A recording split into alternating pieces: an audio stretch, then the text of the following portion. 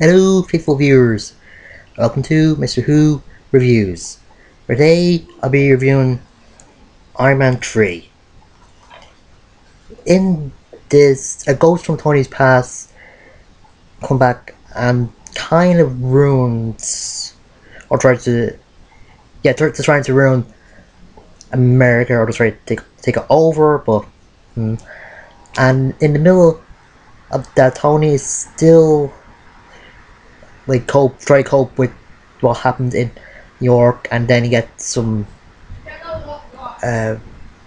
heart problems. I forget the term. Anxiety attacks. Now I remember anxiety attacks, and he's finding it hard to sleep for the last few days as he starts making new Iron Man suits, which Pepper doesn't really like, and he's actually moved in to Tony's house after Iron Man 2 or the Avengers. I don't know which one, and Tony is really trying to commit to this relationship that they have. So, and I only have two problems with this movie. One, no AC/DC. Why? Like it's like a part of the movies, like of the Iron Man movies. It's just why? I know some people don't like that they play on Blue at the beginning. I don't really mind if they like the song, but you have to put AC/DC in somewhere. I know that the Avenger knew had an AC/DC song, and that's why, but what out of here? It makes no sense. And why would they rename Rhodes Iron Man? No, not Iron Man. War Machine armor to Iron Patriot. Iron Patriot is just bad. Rhodey said that it worked well in social groups, like the parent groups that they try to make like TV shows more family friendly or something like that. But Iron Patriot is just bad. And War Machine just badass. It's awesome. I don't know why. And I think another problem some other people have with the movie is that Tony told Mandarin what was said to the press, that but like where his location is, like his house. Yeah, it's kind of stupid, but this is Tony we're talking about. He doesn't really make smart decisions when it comes to real life.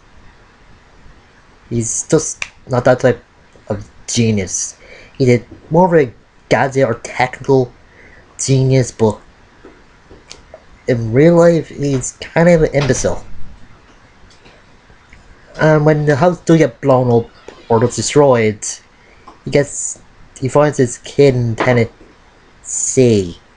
The kid playing acting in the role is kind of good, but with the writing can get a little annoying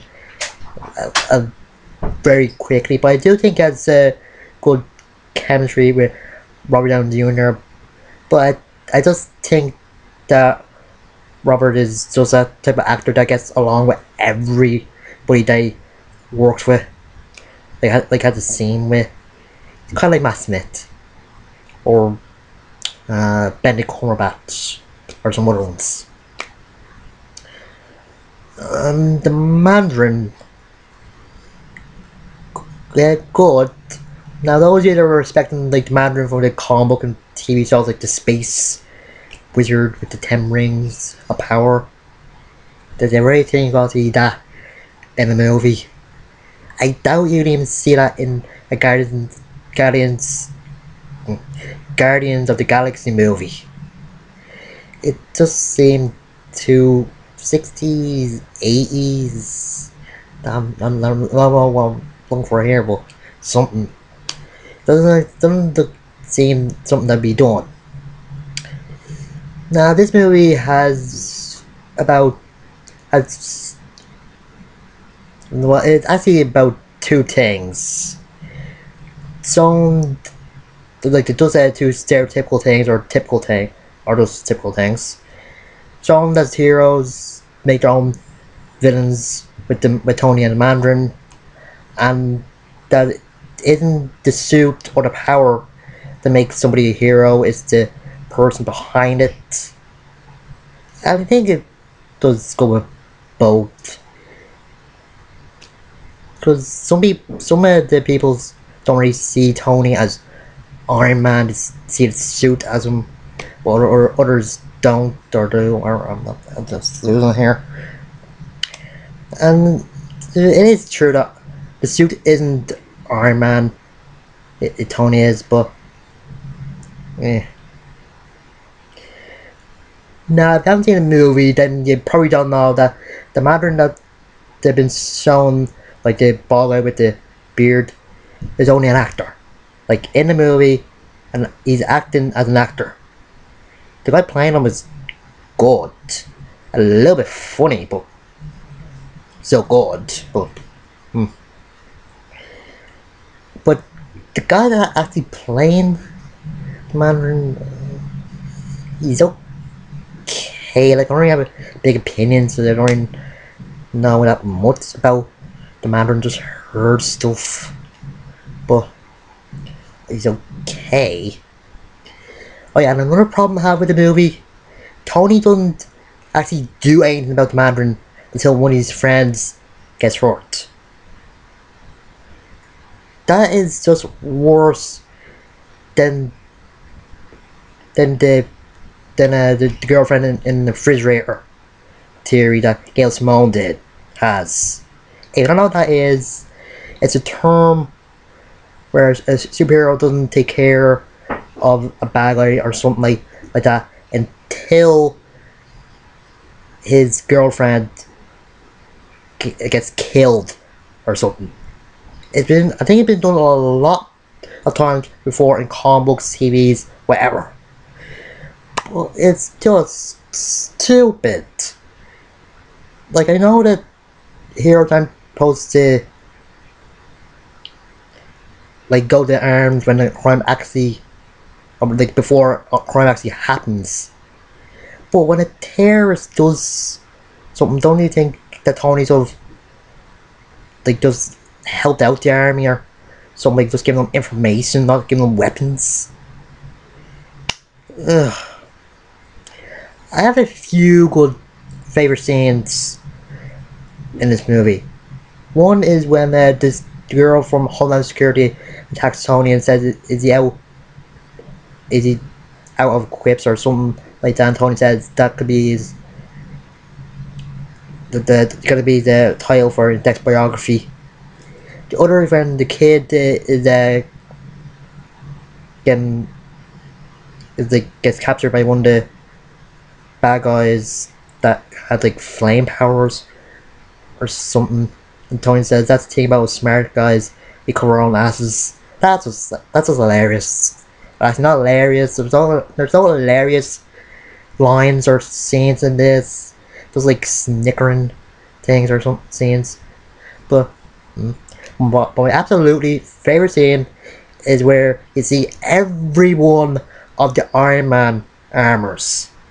That is just awesome, and it just makes the movie better because this is the last Iron Man movie for Robert Downey Jr. He is going to be be in the Avengers movies, like all the old ones after Age of Ultron and the third Captain America movie. But I'm glad they sold all the Iron Man armors in the last Iron Man movie. It's just good. I think Pepper did a lot more in this movie than the other two.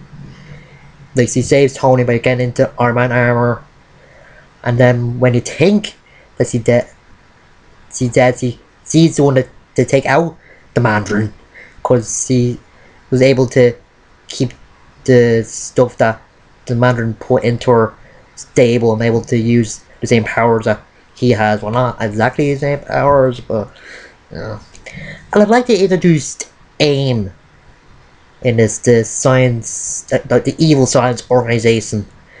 I wish I could see MODOK though, because would have been, I think it would have been a little funny to see a big head, not a small person with a big head on a floating chair that controls technology. It just would have been funny to me. Hilarious even. And especially like when at the end when they show scenes from the first few Iron Man movies in the credits. It's just a good way to show that it's the last one.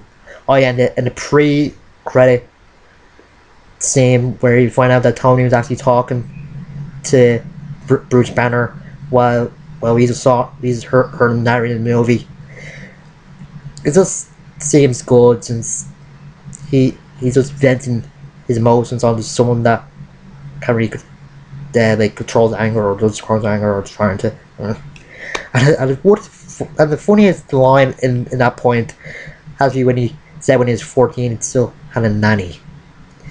Yeah, that is just weird. Anyway, I give this a 7 out of 10. And next time, go back to Asgard with Thor the Dark World. But the world they go to isn't really that dark. See you later.